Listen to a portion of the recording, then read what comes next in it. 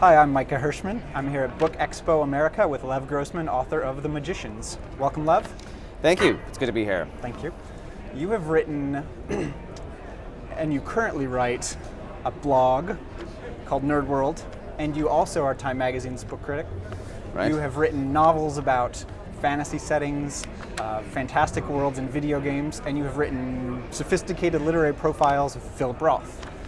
I am fascinated and intrigued by this kind of cross-section of what I perceive as the profane and the vernacular world, my world, the everyday world, and the sacred world of kind of high fiction and high literature. And I would love to hear your take on that intersection. Well, I'm sort of a weird mutant hybrid in that respect. My parents are both English professors.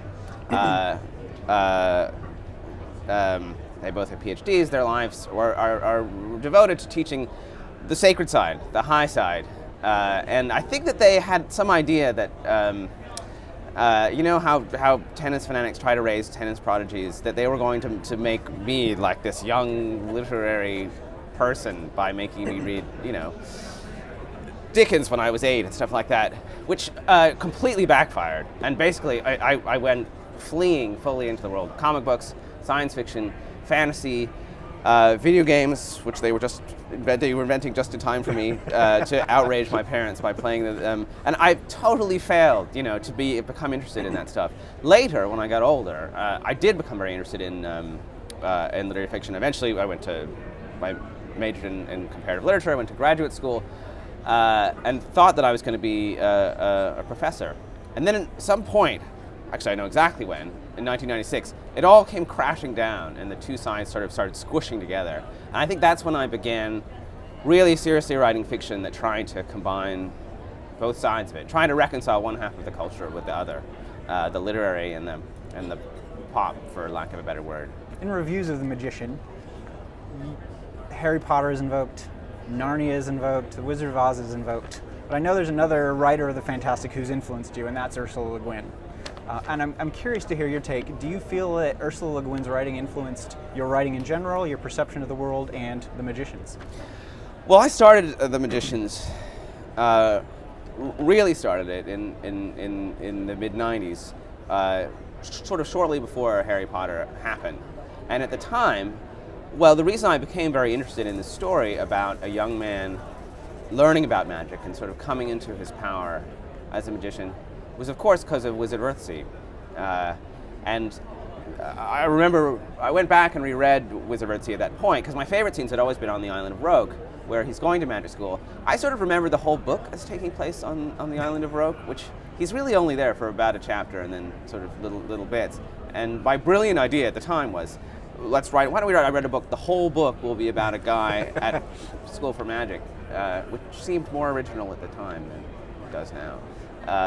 But yes, she was an enormous influence. And the other way, I think, is just that she was one of the early fantasy mistresses who was an American. I mean, modern fantasy tradition comes out of England. And, there are not that many Americans who've sort of taken that tradition and sort of wrested it away from the Brits and sort of resettled it in an American sort of idiom. And that was huge for me that she did that. And I followed her very closely in some respects. Another theme that I picked up on in both Codex as well as The Magicians is work. So your protagonists in both novels are young, and they come out of some kind of training or school, and they experience work in a way that is entirely dissatisfying and kind of heartbreaking in a way that I totally and completely related to.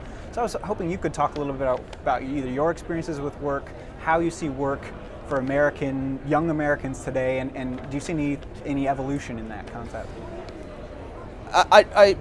It's very, no one's ever asked me about that before, and it's something I think a lot about. Partly, I'm a huge fan of Robertson Davies, and in each of Robertson Davies' novels, there's always a bit about somebody learning to do something, which I thought was clever. I thought, I ought to do that because it's a good trick. But also, my experiences of work, they really have been quite bad. I didn't really have a good experience coming out of college at all. I temped for 2 years at a time really when a lot of my classmates were making fast starts in sort of big professional careers. I temped for a couple years. I tried to become an academic. That didn't work out. I worked for 5 years as a web producer, which I was really, really bad at. It was only really in my early 30s that I started writing journalism, which eventually became a really wonderful and satisfying career for me. But I just felt like the pain of doing work that you don't care about, work that is boring and means nothing to you, is sort of underreported in fiction. Less so now, I think, after, for example, Josh Ferris and James Hines, but still, we don't hear enough about it because it's something that people suffer through a lot. I know I did.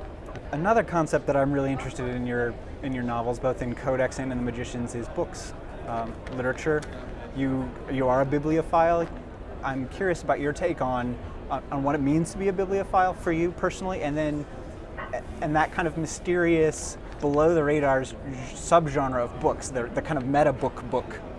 Yeah. Well, I've always loved books that have books in them. I'm a huge Borges fanatic. I guess people who like Borges are always fanatical about him. I love Possession, A.S. Byatt, and lots of other A.S. Byatts.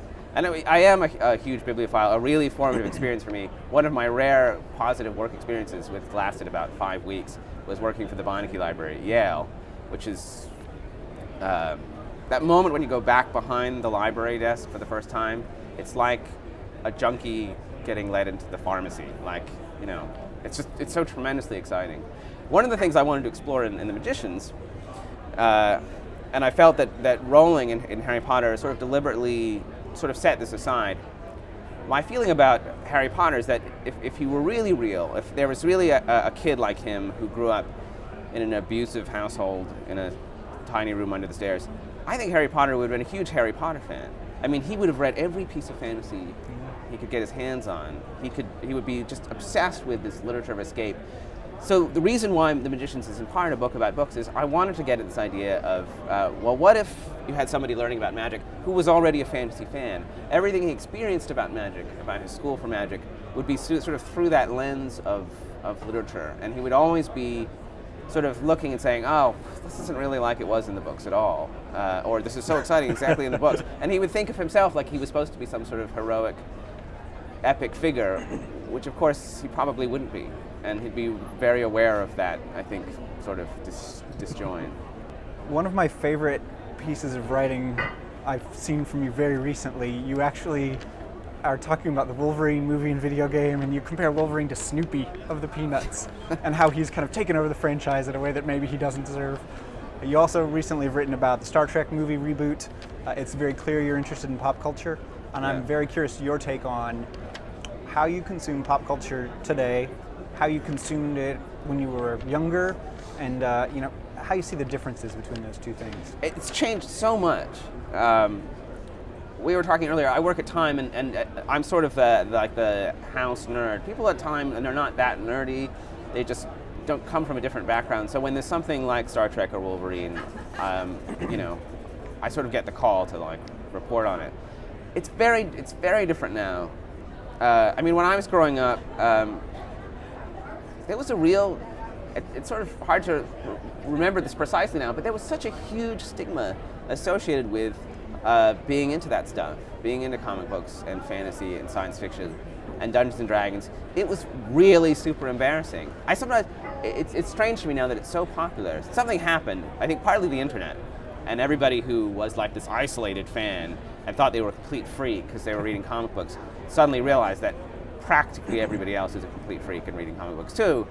And of course, Harry Potter did so much work in bringing fantasy into the mainstream and kind of making visible this huge population of people who love this stuff and sort of making it okay. I think that's the major difference for me, is that I felt, very alone and kind of like a loser when I was a kid.